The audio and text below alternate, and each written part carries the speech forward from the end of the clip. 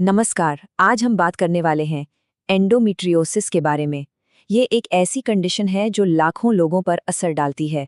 तो आज ESHRE की पेशेंट गाइडलाइन के आधार पर हम इसे आसान भाषा में समझने की कोशिश करेंगे, ताकि इसके बारे में एक सही और साफ तस्वीर मिल सके। ये आंकड़ा देखिए सच में सोचने पर मजबूर कर देता है। रिप्रोडक्टिव एज की हर 10 में से एक महिला एंडोमेट्रियोसिस से प्रभावित हो सकती है। ये सिर्फ एक नंबर नहीं है, ये हमें बताता है कि ये कंडीशन कितनी कॉमन है और इसका असर कितना बड़ा है। तो सवाल ये उठता है कि क्या ये दर्द सिर्फ एक खराब पीरियड से कहीं ज्यादा है? ये एक बहुत ही अहम सवाल है जो कई लोग पूछते हैं, और इसका जवाब जानना बहुत जरूरी है, क्योंकि यहीं से इस कंडीशन को सही मायने में समझने की शुरुआत होती है। तो चलिए अब इस विषय में थोड़ा और गहरा उतरते हैं।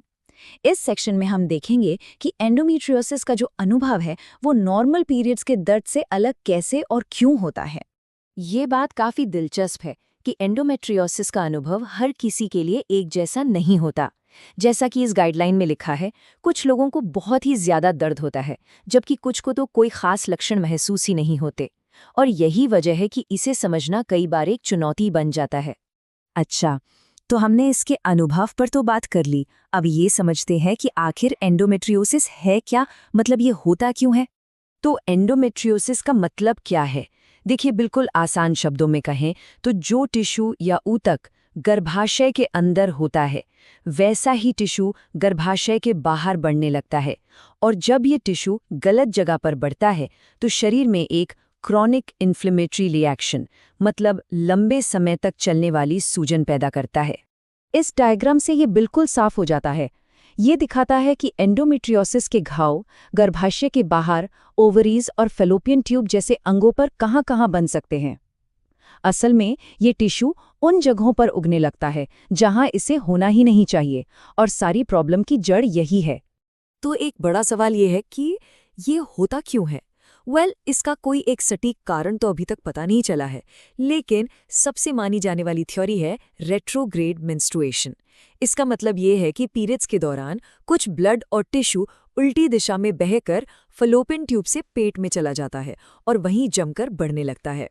तो अब हम ये जान गए हैं कि ये क्या है, तो चलिए अब ये देखते हैं कि इसका पता कैसे लगाया जाता है, इसके आम लक्षण क्या है और इसका डायग्नोसिस यानी निदान कैसे होता है, जो सही जवाब ढूंढने के सफर जैसा है।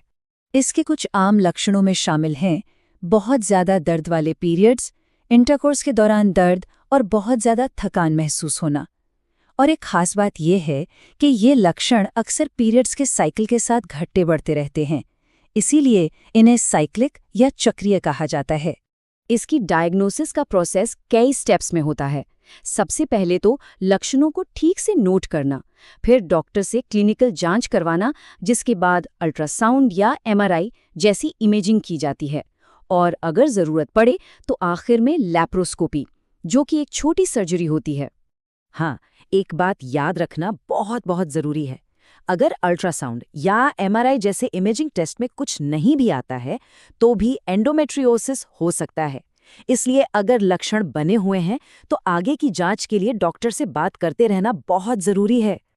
तो एक बार जब डायग्नोसिस हो जाए तो अगला कदम होता है ये समझना कि इसका मतलब क्या है।